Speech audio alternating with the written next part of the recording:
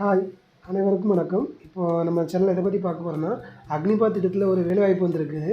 அதை பற்றி தான் பார்க்க போகிறோம். அதை பற்றி பார்க்குறதுக்கு முன்னாடி நம்ம சேனலை இது வரைக்கும் சப்ஸ்கிரைப் பண்ணாதவங்க ப்ளீஸ் சப்ஸ்கிரைப் பண்ணிக்கோங்க. அப்புறம் வீடியோவை ஸ்கிப் பண்ணாமல் பாருங்கள். ஏன்னா வீடியோ போடுறதே ஷார்ட் வீடியோ தான். அதையே நிறைய பேர் பார்க்காம ஸ்கிப் பண்ணிட்டு போகிறீங்க. ஸோ உங்களுக்கு முழுமையான தகவல் கிடைக்காது. சரிங்களா ஃப்ரெண்ட்ஸ், வாங்க இப்போ வீடியோக்குள்ளே போகலாம். இப்போது அக்னிபாத்தில் ஒரு நல்ல ஒரு வேக்கன்சி போட்டிருக்காங்க. ஃபஸ்ட்டு அக்னிபாத்தில் என்னென்னு நிறைய பேர் நல்லா கேள்விப்பட்டிருக்கீங்க. தெரிலனா கேளுங்க, நான் உங்களுக்கு லிங்க் அனுப்புகிறேன், அதை பார்த்து தெரிஞ்சுக்கோங்க.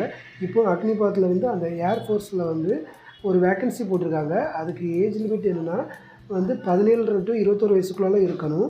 அப்புறம் பார்த்திங்கன்னா அவங்களோட டேட் ஆஃப் பர்த் 2/1/2004 இருந்து 2/7/2007 இந்த தேதிக்குள்ளே அவங்க பிறந்திருக்கணும். முக்கியமாக அவங்க 12th கம்ப்ளீட் பண்ணியிருக்கணும். சரிங்களா ஃப்ரெண்ட்ஸ், இப்போது இது எதுக்கு நான் சொல்கிறேன்னா, நிறைய பேர் ட்ரை பண்ணுறதே இல்லை.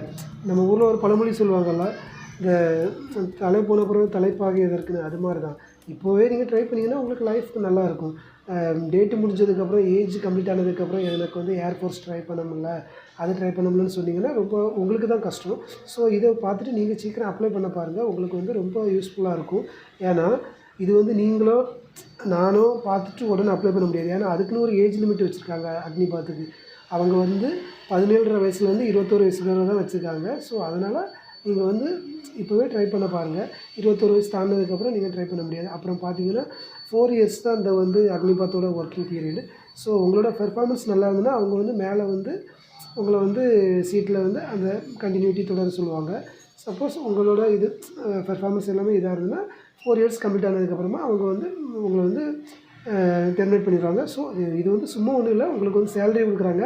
அந்த சேலரியை வச்சு நீங்கள் மேலே பிஸ்னஸ் பண்ணிக்கலாம். நீங்கள் அது தர சர்டிஃபிகேட் வச்சு எக்ஸ் சர்வீஸ்மேன் சர்டிஃபிகேட் வச்சு மேலே ட்ரை பண்ணவும் செய்யலாம். சரிங்களா, இது ரொம்ப யூஸ்ஃபுல்லான ஜாப் தான். ஸோ அதனால் மிஸ் பண்ணிடாதீங்க, ட்ரை பண்ணுங்கள். Thank you so much.